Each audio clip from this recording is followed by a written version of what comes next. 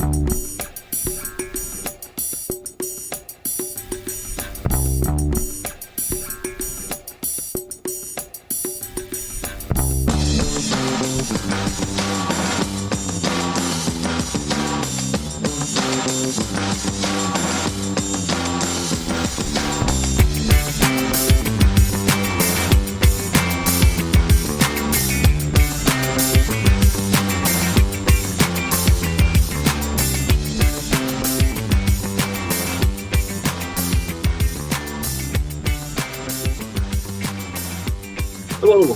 How you doing? And welcome to the Celtic End podcast. How you doing? I'm Stephen Ray. I'm joined with Kevin McColgan on this momentous Celtic State of Mind Quadruple Treble Charity Weekender. Try to read it all there and make an arse of it. Just like things all right? Yeah, right. So you need to excuse the surroundings. I've been looking in at some of the podcasts going on all day, and there's Celtic memorabilia in our spare room. When we moved into this house, I thought, great, spare room, pictures up, scarves, memorabilia. But my wife commandeered it, and I've got a Jimmy Choo picture up with flowers hanging off it. Well, I think mine's just looks a wee bit better. So yeah. So before we really get started, anyone, hopefully everyone's been tuning in to all the podcasts been on before, and they've been donating to this momentous day for Paul John Dykes and his State of Mind Twitter account and YouTube. Sorry, the phone was going there. So donate where you can. Just over nearly £13,500 donated so far, which is superb. We're quite a new podcast, although I've been kicking about doing podcasts for a wee while, but we've only done 20 odd shows so far. So yeah, all good. So we've got a wee agenda coming up, but I thought we were going to kick off with Rangers dropping points today, but turns out they didn't, so we'll move on quickly. Yeah, let's just get over that. Yeah, so we're going to have what we think is our top 10 matches over the quadruple or potential quadruple treble era. The only caveat was you had to pick at least one game from each of the previous 4 seasons, and the one we're obviously just about to finish with the Scottish Cup final tomorrow. So we've got that coming up. I'm sure we'll have some games in there that we're both we've both picked, but I'd like to think that we've not all picked the same because we've not looked at each other's list yet. I've left out a lot of crackers, by the way. I'm not happy with mine. I know, cause some arguments like how the hell can you leave that out? But, I'm sure we've got a reason down for why we've picked each game. But before we get into that, obviously Scottish Cup final day tomorrow. What was the first Scottish Cup final that you went to that you can remember? First Scottish Cup final I went to was the 2007 Cup final, where the legend that is Jean-Joel Perrier-Doumbé scored a very lucky goal. Me and my dad were at the game, sat in the North Stand. Very not the best of games, and it was Neil Lennon's last game, if memory serves me correct. That was it was. He got subbed, didn't he? I did not look happy when it happened. No, he wasn't. He was in a chair as well. Like, he had a hip operation that week, and he sat in a chair. He could hardly move. Do you know? It's one of the cup finals that I have the least amount of memory about. I think it was a pretty, it wasn't the best of games. It was even the best of it wasn't even a memorable goal or anything. But I just remember going to what's that snooker place just outside just in Mount Florida. Oh, Minnesota Fats. Aye, so me and a couple of my mates went there after the game for a few beers, and then I think ended up doing some pub in Allison Street. Because my mate was originally Faye Govanhill. I'm going down Allison Street. I'm not even going to mention Govanhill on this podcast. Let's just whack that. It wasn't really a day I remember much of, to be honest. I think it was just because it was my first Scottish Cup final. Obviously, it's got great memories from me, and I'm just glad they won it. But it was a scrappy goal. I remember Craig Beattie hit it in, it deflected, and then Perrier-Doumbé stuck out a leg. Mine was the 95 Cup final at Hampden. The Hampden season was my first season ticket. I was 16 at the time. And I remember also we had done really well in the Cups that year, although we blew the League Cup final against Raith Rovers. on penalties.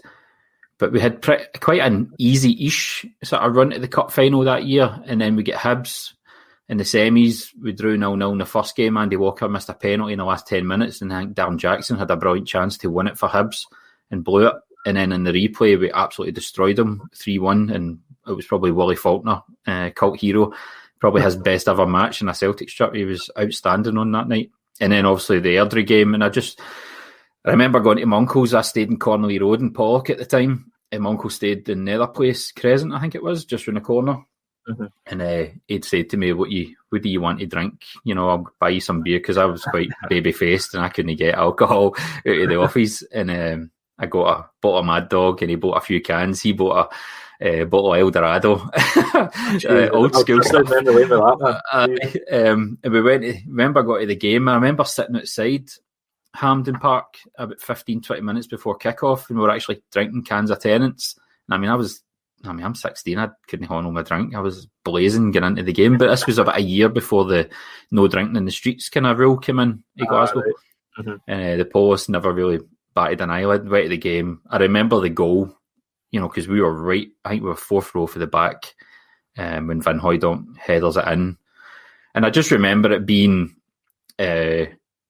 Would you call it, just a terrible game. And then I think Van Hooijdonk went off injured, and Peter Grant was kind of limping through the game. I think it was just sheer relief, because it was the first cup final I'd ever been to, and actually seen Celtic lift a trophy. So it was big for me, I think it was just because it took so long. I think those games you just win. Yeah.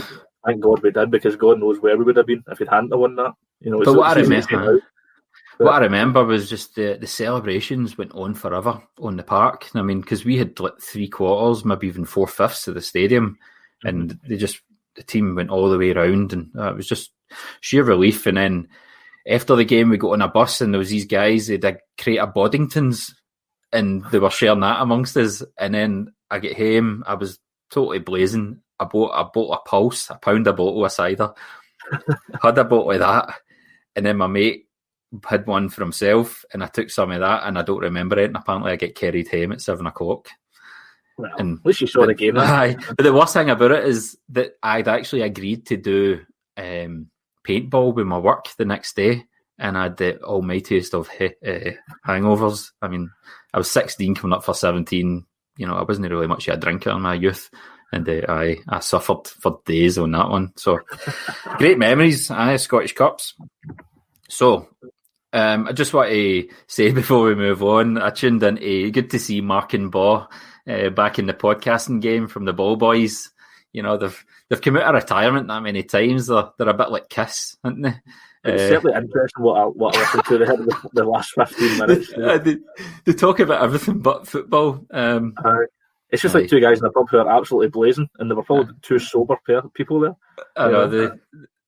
Like I said, the podcasting equivalent to Kiss with that many comebacks are probably called Glasgow Kiss, coming for Castlemilk, right enough. Right, so we'll move on to what we think is our top 10. So I'll do my number 10, you'll go yours, and we'll go back and forward, and we'll work our way through. But so for mine, I'll speak about mine, and for yours, you just speak about yours, because I've no doubt some of them are going to cross over, and I'd rather, But I think it's just the way I did this is I went through each season and I picked out all the games that were memorable. Mm-hmm. So this is totally domestic, so there's no European games within this, because it's a domestic quadruple treble we're going for, although there was some great European memories and some shankers as well. I picked out maybe 5 or 6 for each season, and I tried to whittle it down for there, and it was tough. Try to get a top 10. So what I say to anybody that criticises us with on our selections is go and try it yourself and see what you come up with, because it wasn't easy. So you go first. What's your number 10 in the top 10 of games throughout this quadruple treble? This one definitely won't be the same, me and you here, but this is a game which I just think demonstrates how well the football was, and it was the St Johnstone 0, Celtic 6, when we went 5-0 up in the first half, and it just clearly demonstrated how well we could play under Brendan Rodgers. And James A. Forrest got 4 that day and was unplayable that day. And it was one of those days where everything every time we went ahead, it looked as if we were going to score a goal. And to me, it was just great attacking football. And it was one of the away games that I'd been to after a while. It was my first one after a while because I had kind of dropped away from it. And I just thought that was a great way of how we could play, and it just dominated from start to finish. It was annoying that we kind of took the foot off in the second half, but yeah, just a fantastic. To me, it was a fantastic game. And I think it's always stuck in my memory. And I thought I have to put that in at number 10. It doesn't maybe deserve further down, but it definitely deserves a top 10. It doesn't deserve maybe the gravitas, but it's definitely a memorable game. I've looked at that one myself. It's not on my list, so I can talk about it. What I remember is that we were actually in a bit of a shit run at the time. Exactly. And then out of nowhere, this performance came in. Like you said, Forrest had just went to a level that was just... and even with Scotland as well, he was banging them in. It was tremendous stuff. Rangers were playing the same day, and then they were saying, we really need to keep it going. And the crowd was going mental after 5-0 at half-time. Normally you think a crowd wouldn't be doing this, but we're just so happy to be 5-0 up at Perth. But a great game. Yeah. Has to be So my number 10 on my list was Celtic 3, Aberdeen 0 in the League Cup final, 27th of November 2016. Rogic, Forrest and Dembele. Mm-hmm. And the reason I picked that, although I think Celtic really played well on the day, and it was the first trophy for Brendan Rodgers. It was during the Invincible season. But what I remember about that game was the Celtic players getting into a huddle. And now that thing when New Zealand did the haka in the rugby, and I think it's usually England that sort of line up on the line. They all sort of link arms and sort of as if they're trying to face them down, as if you're not going to intimidate us. The Aberdeen players did that. And I remember thinking, oh man, they're really up for this here. And then for the first 10 minutes, they didn't get a kick of the ball. Celtic were just utterly dominant. And then Rogic scores an absolute peach to make it 1-0. And then not long after, Forrest makes it 2, and it was it was pretty easy for then on in. And then also we get the penalty in the second half with Dembele. It was just because it was the 100th trophy I think Celtic had won. Yep. Mm-hmm. It was 3-0 against Aberdeen in the cup final, and it just kind of, after the sort of last visit to Hampden, last big visit to Hampden we had the previous season, obviously losing in penalties, you weren't sure what route this team was going to go down, and that just set us off for the season big time. Yeah. I mean, I think once that happened, I certainly was never fearful of going to Hampden, certainly under a Brendan Rodgers team, because you knew 9 times out of 10 you were going to get a decent result, and well, we still were. So, but very easy game. For about 5 or 6 years, we had a pretty poor record at Hampden. Now we losing to Kilmarnock in the final, losing to St Mirren in the semi-final, Ross County a couple of times, losing to Rangers, Hearts as well. Well, with that dodgy penalty they got. So, it blew that sort of hoodoo out the window. So it was good. So, what's your number 9 on your top 10? My number 9 is Celtic 1, Rangers 0, League Cup final of last year. So, I just think that has to be in there somewhere, because if ever there's a case of how the hell did we win that game, that is definitely up there. You just say to anybody, watch that game, because we should never have won that game, if truth be told, because if it wasn't for Fraser Foster, we'd have lost the game about 6 or 7-0, really. We had that many chances, and we took the one chance that we got and then nearly blew it again. We lost getting a penalty, but that was a tough watch, being at Hampden, absolutely soaked to the skin, and then to finally get it over the line. And then I remember Rangers had a chance, they put it right across the goal line, and it was the whole crowd just went, and we just went, thank God for that. I was maybe saying something other than thank God, but I do realise we're on a podcast here for a lot of people watching. So, that has to be there. That has to be. Yeah, well, it's on my list, so I'll not talk about it yet. So, so my number 9 is the Hearts 1, Celtic 2, on the 27th of February 2019, which was Neil Lennon's first game back as manager. I think it wasn't the greatest of games, it wasn't even the greatest of performances, but I think it was a pretty pivotal moment in that whole season, because Rangers had sort of closed the gap on us a wee bit, and I think the points had went. I think they played the night before, and the points had went to 5 points, And also, if we draw that, it's 26, and there's still a couple of derby games to go. We've just lost our best manager in years, I suppose. Couple of trebles back to back, one unbeaten, and you could see that this whole thing could have fell apart. I remember on the morning, the Sunday before the game, Claude Puel gets sacked for Leicester, and I messaged Harry Brady for Celtic Underground, and I said Rodgers will be off to Leicester, and I think Lennon will be in for the rest of the season. And he came back to me because he'd had a podcast several months before talking about how Rodgers was kind of, lifting his skirt to the English media about, he was still available and still up here kind of thing. And he get criticised quite a bit for that podcast, but it just stuck in my mind that this job has just became available. And I think Rodgers just has that kind of thing about him where I felt as if they came calling, he would go. And the fact that he went and tried to take every bit of staff with him as well, I think it just... So trying to take the ball boys with him as well, if he could, you know what I mean? But the goals that day, the things that stick out, the counter-attack with young Henderson passing it on to Oliver Burke, who then played in...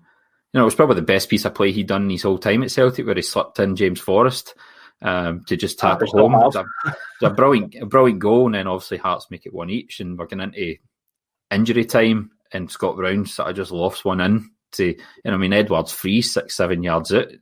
How the hell he's free, I have no idea. But and he buries it, and it was just bedlam. I just remember Damien Duff punching Johnny Hayes in the chin. But I think one of the good things about that is just you see the two contrasting reactions. You see Craig Levein sick, and then you've got Neil Lennon running down Gorgie Road, by the time he gets in. But I got to admit, that was close to being on my list, but I couldn't. I think it's just not so much the performance; it was just the whole thing about it that I felt it had to be in my top 10. So yeah, that one's in there. What's your number 8? Number 8 is maybe a bit of an interesting one. It's Aberdeen 3, Celtic 4 on Boxing Day. Yes. Now, that it's was not just in mine. I was thinking about it though. It's a game that has everything. Penalties, maybe contentious for Aberdeen at best. Willie Collum being the referee. What more can be said about that? But I think the thing that sticks out for me is the piece of individual brilliance from Edward. He just somehow turns the Aberdeen defence, I think it's McKenna, and just hits it with his left foot, and it just dinks right over. And I was watching it in Chapman's with my mate Danny and old George, and I think I nearly choked old George about 70-year-old when it went Chapman's, in. I think that's where the ball boys go and drink.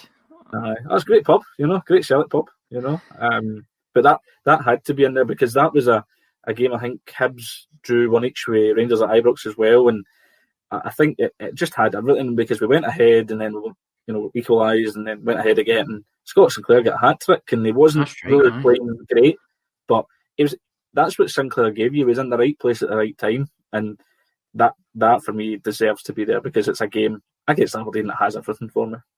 It was in my top 20, but I had other games that I wanted in. So it's a tremendous game, and like you said, that Edward goal was just outstanding, brilliant stuff. For me, my number 8 is one you've already mentioned: is Celtic 1 Rangers 0 League Cup final. It's the only game I've picked for that season in my list, I think, because we obviously, like I said at the start, we had to pick one game from each season, but it was the one that kind of stood out for me. I think it was one of the hardest watches I've ever had following Celtic in regards to how they absolutely battered us. We couldn't get control of the midfield. I think Lewis Morgan made one forward pass in the whole game, and I think it was the kickoff. There's a stat kicking about that was his only forward pass in the whole game. So we just couldn't get up the park with him and up front. So, but him in the lineup, I was like, "Oh, here we go! You've got to be kidding me! They'll destroy him." But I think what sticks out is just the extraordinary performance for Fraser Foster. Mm-hmm. I think is better than David Marshall's in Barcelona. I think Marshall had made saves in that game. I think it's just his age and the fact how he got into the team, which kind of highlights that one. But I think on this day, how the hell they couldn't score. And then obviously Frimpong getting sent off, getting down to 10 men 5 minutes after we took the lead. and then Morelos. And I mean, any other time James Tavernier would take a penalty, but it was almost as if they used a moment they should never have used to try and get Morelos his first goal against Celtic. And I just didn't. I always felt that he might have saved that one, and they actually tried to claim for a penalty seconds after it, because when we were trying to clear it, and then I feel probably should have got a red, because he absolutely does Christian outside. Aye. But do you know what I love about it? Obviously, they nearly scored quite late on with that one you were talking about. It went flashing across the goal. Is the fact when the full-time whistle went, nobody shook hands. All the Celtic players to our managers ran to the Celtic end, like fists up, and Fraser Foster does the big arse slide on the pitch and stuff like that. Brown right in front of the Rangers fans going at There's a brilliant video getting about for the Rangers end when Rangers have got the penalty, and they're shouting all sorts of abuse to Frimpong, and then they're waiting on Morelos. They're shouting abuse at Frimpong, yet they've got a guy the same colour, same creed, ready to step up for them, and he misses it, and all you hear in the background is, "Oh no!" The thing that sticks out for me in that game as well, something I forgot to mention, is like that could have been so much easier if Mikey Johnson had just took a moment to just hit it with his left. If he hit it with his left, I thought it was in. Yeah. And my mate Mark was literally, holding it. This is it, and he never shut up about it the whole game. I was like, Martin, look, it's gone now. Leave it. And right on the full-time whistle, we were actually on the break again. I think we were 2 or 3 against 1, but the ref blows the whistle. But it was a banter day more than anything. That you've absolutely battered us, but still couldn't get the job done. So for me, it had to be in there, but it's a wee bit further down because it was an absolute agonising watch, to be honest. It was. Yeah. So your number 7? My number 7 is Celtic 5, Hearts 0 in the 12th of February 2020.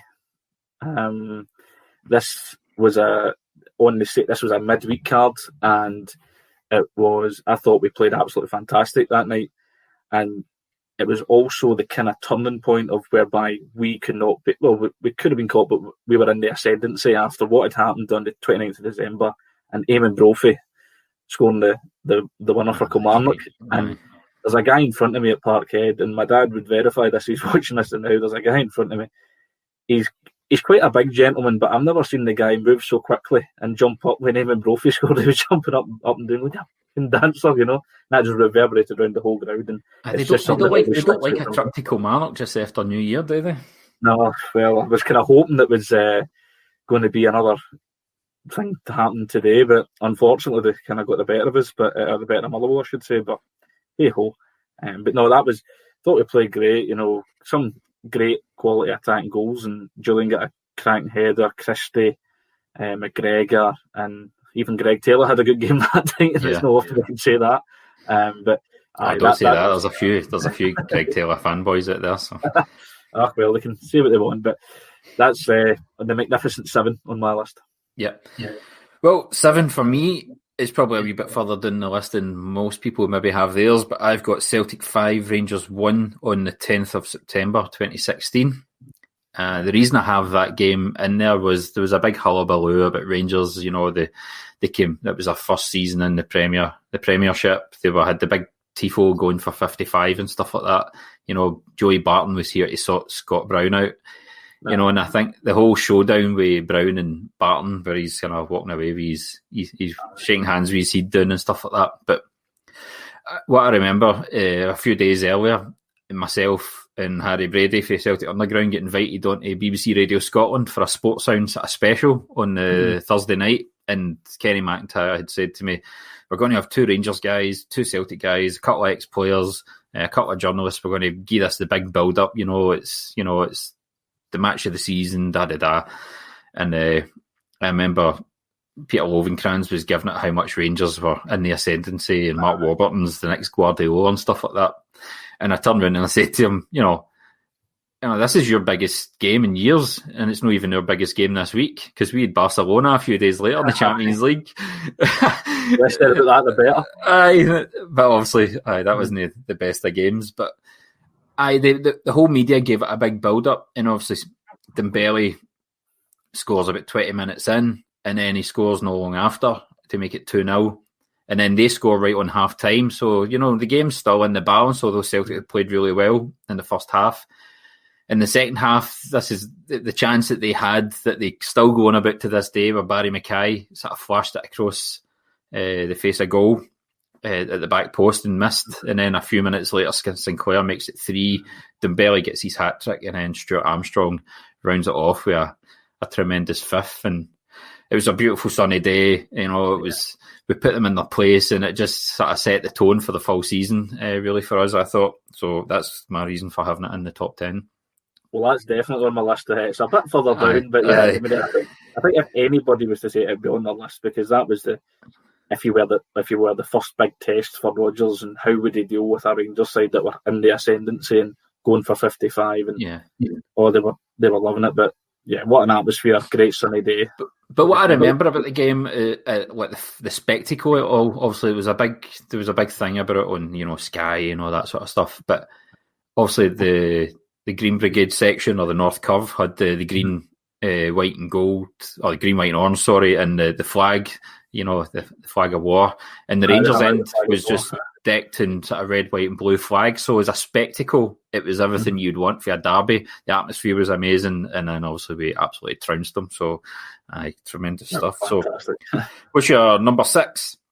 Number 6 is another Rangers game. It's the 3-2 game at Ibrox, where we went down to 10 men, and the famous "What's the goalie doing, Tom?" was born with that. What a goal by Rogic to get us back to level terms, and then obviously they went up 2-1 up with Daniel Candea scoring 2-1, and then obviously Dembele just lobbed, I think, is it Fodringham you call him? It was. And then our great friend Douglas Ross, I think he said it was a red card. Just the 3 times. A wee bit dubious as to whether he said it was a red card or not. And then, to be fair, we made an attacking substitution, and Edward came on. But I think the bit for me is where it's the pass from Dembele. It's like inch perfect to Edward, and he just runs and runs and runs. You think, will he get it away here? And then, it has to be on there, because that was a kind of game where they were going to get us again, and they never, and we done it. We did hold out, but Morelos has the miss of the season, and that one against Scott Bain. I mean, how he doesn't score that, I'll never know. Yeah, well, it's on my list, so I'll reserve my comments for it. So my number 6 is another Celtic Hearts game. Celtic 2, Hearts 1, Scottish Cup Final 2019 to win the treble. Mm-hmm. The reason I've got it a wee bit further down is because, one, I didn't get tickets. For some reason, I'd been to every cup game and everything for years, and then all of a sudden, I'm no longer. I didn't. Even though I was at the semi, I didn't get a final ticket, so I was raging about that for a start. Mm-hmm. And then we didn't actually play that well on the day. Mm-hmm. And then obviously what happened after, with the announcement of the manager and the showers, it just kind of. No, I'm not saying that Lennon was the wrong choice as such. Well, I kind of am actually, but I just wanted us to go through the process. Let the fans have their day. And let's talk about the manager in a couple of weeks' time. There was no rush, I don't think, at that time. We'd a brilliant squad. We'd come through a bit of turmoil with Rodgers up sticks. I just don't think it had to be done that day, and I think that took away the focus for what we'd actually achieved. But the game itself, Hearts go 1-0 up. It's a bit of a sort of mix-up in our defence, and the guy sort of pokes it home. And you're like, oh my God, this isn't going to happen, because we just didn't look like scoring really in the game. And then we get a penalty. Edward done well to sort of buy the penalty. It is a penalty, but it's one of those ones that he made it a penalty more than it probably was. I know people will disagree with that. Might say it's a penalty. It's a penalty, but it's on the softer side. I think he sticks the wee leg out, into the keeper to make sure he goes down. And then obviously the game was kind of in a wee bit of a lull for a bit, and then that wasn't really going anywhere. And you're thinking, one chance either side, or it's going to extra time, and then all of a sudden that header just goes right through everybody, and Edwards clean on in goal, and buries it like a boss. It was absolutely amazing stuff. If you watch it back, he's watching that ball come through, and then just to take it, and he took it superbly. Yeah, I don't know what the Hearts defence were doing. Berra was miles behind, and the keeper's done his best to come out. But the fact that he's lifted it out of the keeper, it's in the scenes in the background, because a lot of the Celtic fans had the sort of white and green sort of plastic sort of tops on to sort of give a sort of tifo kind of effect. It was a great. It would have been further down my list, but for the events after the game that kind of put a. And I mean, I know there's people out there that always wanted Lennon in after, because he came in, the way he came in and stuff like that. But I just felt the club had to be a bit more professional about how they went about it, and I just felt, the thing is, he didn't actually accept the job for about another week. So it was forever, it was almost as if it was a shock to him that he'd actually been offered it. So, yeah. Give the day off, even though he never needed to, But starters you mean to go on. The boys have got the day off after a victory. It is on my list, definitely, but it's a wee bit further down, Number 5, what's your number 5? Number 5 is Celtic 5, Rangers 0 on the 29th of April 2018 to become 7 in a row champions. Well, we can both talk about this at the same time, because that's exactly where I've got mine. I mean, you couldn't ask for it to be better set up. The previous week we lose 2-1 to Hibs, and it's set up beautifully that we take 3 points from Rangers and we win. If there's any kids watching, by the way, alcohol's no good for you. So, just... And he told me he was on water, by the way. That's what he said. But when my wife says she was going out and she'll bring the Chinese in tonight, I was like, Peach, I don't need to drive. So anyway, back to what I was saying, you couldn't ask for it to be better set up that we win a league against Rangers with 7,000 Rangers fans watching us celebrate. And I didn't think we were going to win as convincingly as we did. But when we did, I mean, for me, when we did get the goal, it just imploded everything, because we were all over them again. And it was as long as we just get one goal, then the floodgates will open, because we get the first goal and then there's a gap between the first and the second, but there's only about a 2 to 3 minute gap between the second and the third. Yeah. And the thing that always sticks out in my head is that the roar for the third goal, because it's a great goal by Forrest. And I was just about to mention the third goal in the roar reminded me of when Lambert scored in the 6-2, how it just became absolute bedlam. It was amazing. The roar of it. But what happened in our stand was Joe, that sits beside us, we think wasn't too well and had to be calmed down. And it turned out that he had heart problems after it. So we had to calm him down, because it was weird, because we were all jumping about, and Joe's an old man, but thankfully we managed to calm him down. He was okay, but and I know you'll say it when you come on, and I'll say it again. We did take my foot off the gas, and it's so annoying, because we could have had 6 or 7, maybe. And that's the reason why I've got it at number 5 and not number 2 or 1, because we had them by the throat. It's 5-0, and I think it's on 55 minutes or 54 minutes, somewhere in that region. And you're like, we could actually take 7, 8, 9, 10 if we really wanted to. And I know the keeper had a bit, a few inspired saves, kind of, for that sort of moment onwards. But I remember leaving that game now happy that we'd won the league and happy we'd won 5-0, but a wee bit disappointed, as terrible as that sounds, that we had this opportunity a lifetime almost, because we might never get that opportunity again, because they've obviously got their act together a wee bit. But to absolutely destroy them would have been unbelievable, And the fact is, we'd beat them the week before as well. So, I mean, it was like 9-0 in aggregate over 2 games.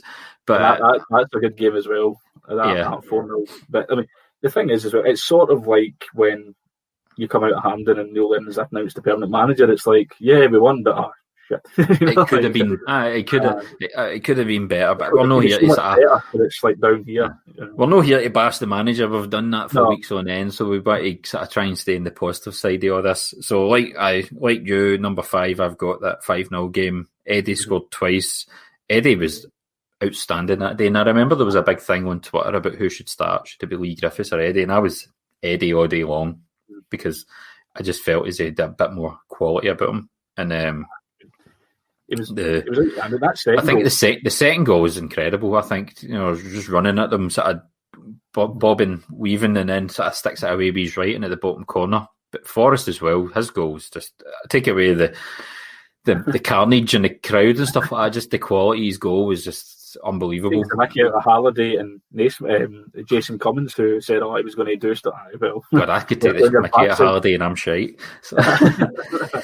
So we'll move on. What's your number 4? Number 4 is one we've already previously discussed. It's Celtic 2, Hearts 1 to complete the treble. I think this, for me, has to be in there, and it has to be that you have to see it as a treble, something that we'll never see again. It's the Trinity of trebles, as the club branded it.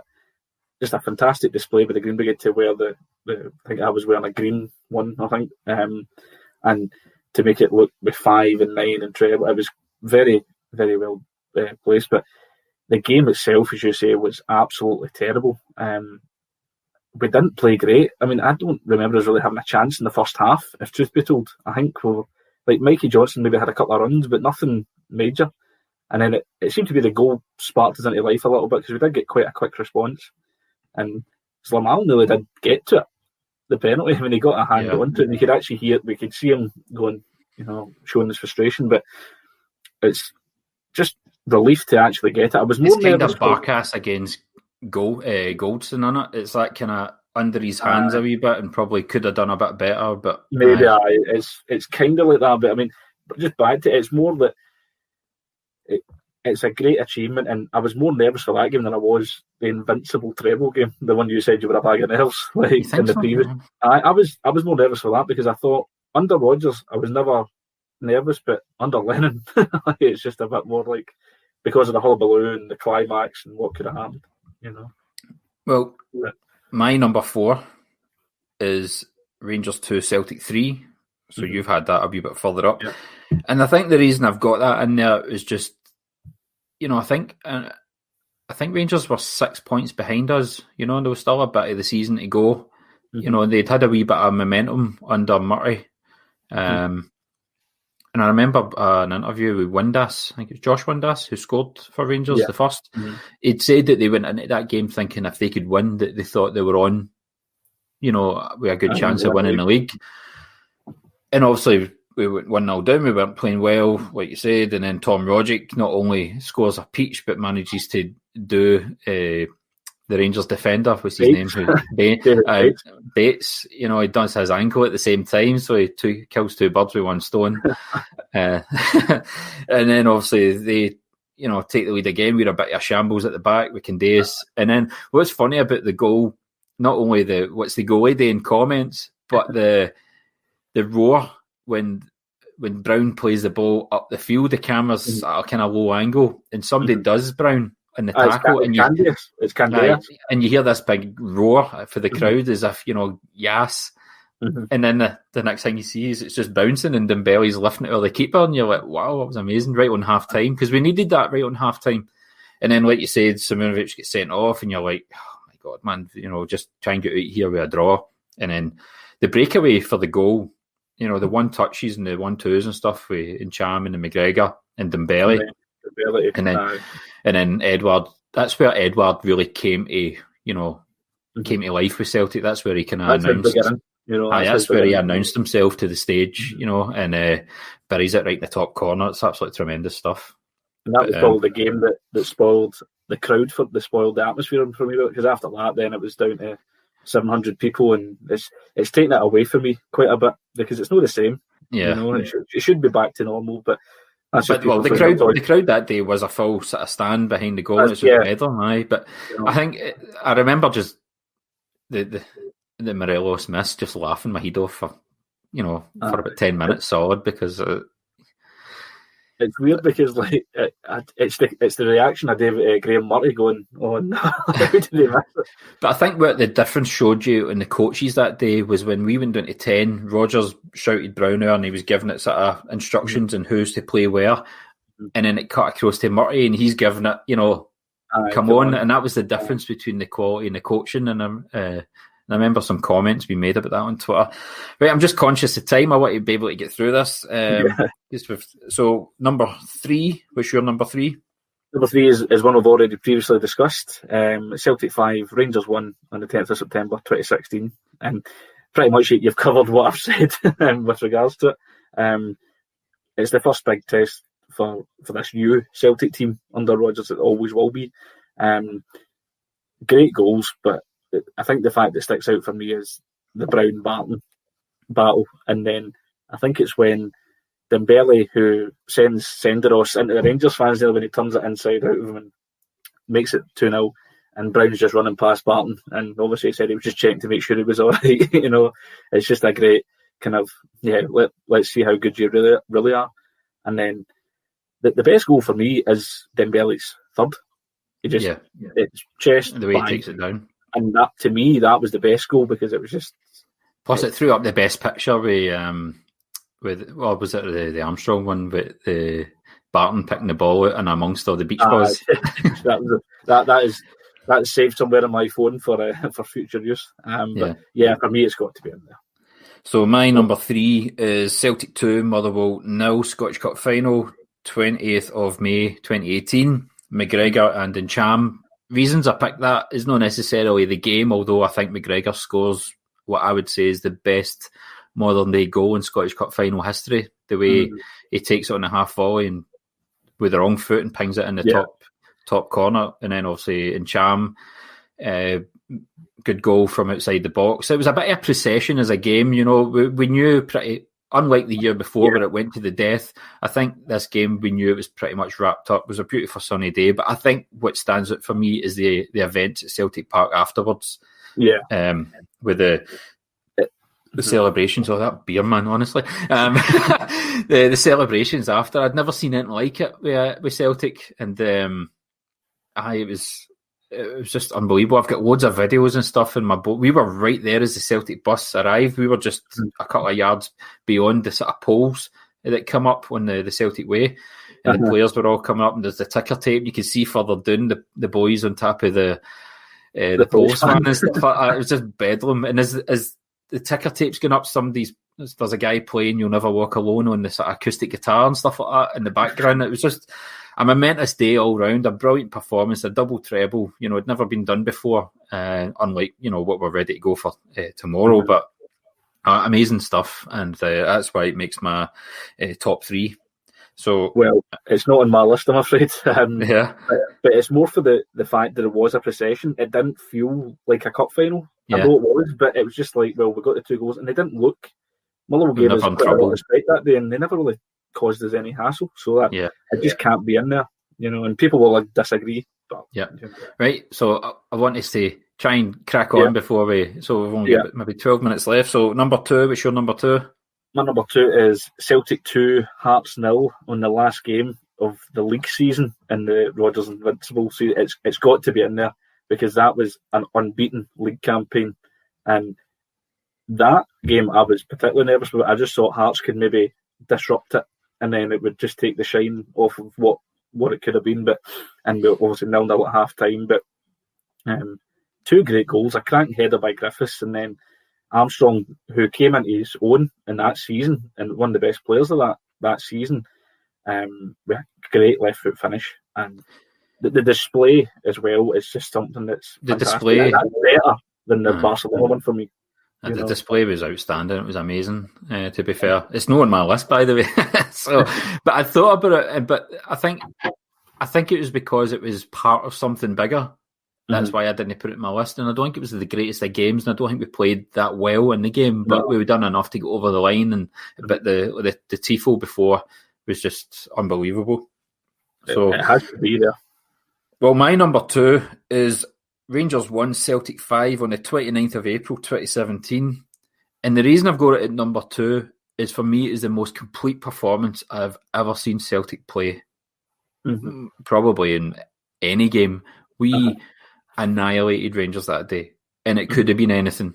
It was unbelievable start to finish. Anything for the Yozo tackle to nearly scoring.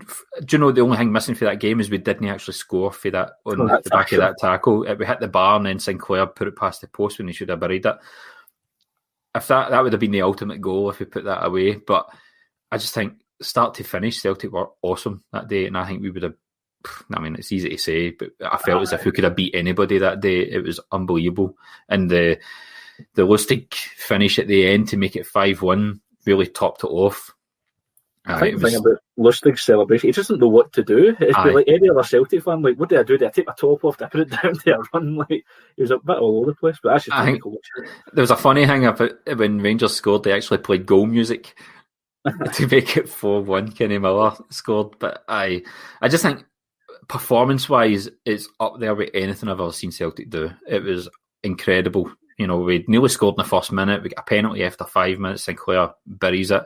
Griffiths on the break, you know, pings it and then wipes his nose on he wipes his hand on the corner flag, and then some guy invades the park, and then who's scored the third? McGregor with a brilliant run for Roberts, and then McGregor buries it. Boyata with a bullet header for about 5 yards out, you know, and then obviously the Lustig goal. I just think for me it's the ultimate performance in this whole period that Celtic had dominance. People, I mean, I did. There was certainly scope for that to be put in there, but I just couldn't because it's. I don't. It just. I think I've made not a bad job of it, and there is plenty of games. I mean, if you had top 20, it would be so much easier. And if you say if we didn't have, like, I thought we would have had more, you know, similar, but it was actually quite diverse, and it's weird how it works out, how people sometimes see that's things good, differently. Sometimes that's good. But I think we'll all have. And anybody listening in or watching, watching, you know, this is what we think. This is what it means to us. You know, everybody else will have their own top 10, but you know, I just felt it was something that had to be looked at. You know, I've just noticed that we're up to 16,247. So we must be entertaining because people are ploughing the money in. It does say though. I will just say it says including auction. So I mean, I don't know if it's there. But it's a fantastic total, and well done to everybody for packing that in. Absolutely, and keep donating. Go to the Celtic State of Mind Twitter page. The GoFundMe's on there, and keep stay. Same. I done it last night, so stay tuned in for all the other pods coming up. So that moves us on to our number one, and I've got a funny feeling we haven't discussed this before we came on, but I've got a funny feeling both of us have gone for the same game as the number one. It's got to be, and I'll say it first, seeing as we'll follow the same order, and it's Celtic 2, Aberdeen 1. In the Invincible Cup final. It's got to be there. I mean, when we done this, listen, you told me it had to be the number one. It was basically just how do I do 2 to 10? Yeah. Because that has everything. It was, I remember it was part of a heat wave in Glasgow, but it absolutely pissed down with rain for the whole time. Well, I just avoided the rain because I was, see where the Celtic End meets the North stand? Or was it the South stand? The one that's not got 2 tiers. I can never remember. Well, we are right on where the fence is, right at the corner flag, but we're only 10 seats back, so we were just under cover. We get into the game just before the rain had came down, and there was guys coming in running about. We were just drenched. You know, it was. I think we just get in as well, but I remember thinking, oh my god, I've wore shorts to get. I never wear shorts to a game, but it was that warm. I said, I'm not wearing jeans. Yeah, I wore shorts as well. Aye. But the game itself, obviously, we go 1-0 down. We didn't really start that well. Johnny Hayes gives Aberdeen the lead. And then Aberdeen never touched the ball for kickoff. So we made it 1-1 without Aberdeen actually touching the ball, which was amazing. But the Stuart Armstrong goal was unbelievable. You know, and I think we had a couple of good chances. I think Scott Sinclair had a great chance in the first half. But then Aberdeen had a breakaway where McGregor makes a mistake and the ball gets played across, and I think it was McLean. The ball was played behind him. I think it was Johnny Hayes, actually. It was a shite ball. He puts it in. It was not unlike Johnny Hayes to play a shite cross. But I just remember us peppering their goal. I think Roberts hit the post, Sinclair missed a chance, Lustig missed a header at the back post, Boyata missed a chance. But I just remember thinking this is going to extra time, you know, and I think we'll do it in extra time. And then obviously Rogic picks the ball up, but we were quite a low level and there was a lot of bodies in front and you just see them drifting past player after player. And it's true, there was a crack of thunder, happened to see bearing down and go, and then he buries it. And the first I realise it's a goal is it's hit the net sort of at my side, and then it was just absolute mayhem. It was incredible. I can't remember. I can remember the ball hit the net, but I just remember the ball hitting the net and there's absolute bedlam in the stands, and I can't remember how I celebrated it. It's just like it was just a blur. But I remember the ball hit the net, just going past. What is it, Joe Lewis? Joe Lewis, and it's just crazy, absolutely crazy. And the best gift ever with Craig Gordon. I think it goes down in Celtic folklore. It's probably the modern day greatest, one of the modern day greatest moments. Up there with the Boa Vista semi final and stuff like that. Or it's, for me, it's incredible. It was unbelievable feeling. The emotions, the never walk alone after it, the rain coming down. It was just one of the days that it just was meant to be, and obviously it set us on a path of dominance for the last 4 years. It was right to the end.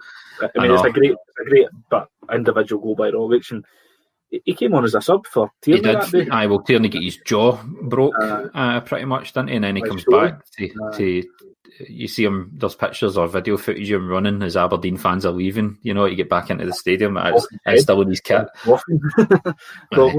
So tremendous stuff. So I think we've only got a couple of minutes left. So that was our Celtic top 10 from the potential quadruple treble seasons.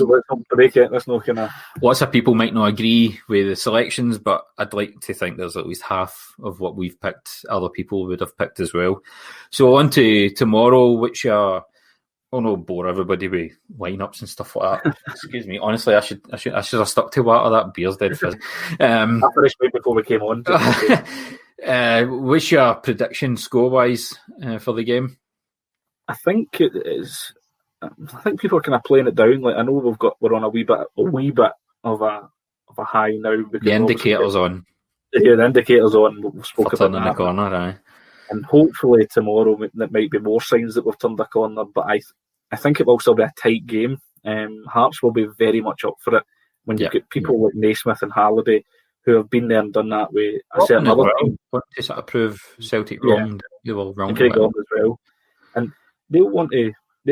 Robbie Nielsen will have them fired up for this, and we need to play the right team. And by that, I mean do not play Scott Brown from the start, because I think we need to play Turnbull and Sorrell. That's just my opinion. I think if he starts with Turnbull and Sorrell and loses a game, I don't think he gets criticised overly. I think if he plays Brown and Christie instead, of those two, and we lose, I think he'll get absolutely slaughtered. I think everyone is pretty much saying the same team. Hazard, Laxalt, Duffy, Julian, Ayer, right back, midfielder Sorrell and McGregor, who's been brilliant since Sorrell's come in. And then I think Christie might start ahead of Frimpong. Yeah. I think Turnbull will start. El Yunusi will start, and I think Edward will start. That's what I think the team will be.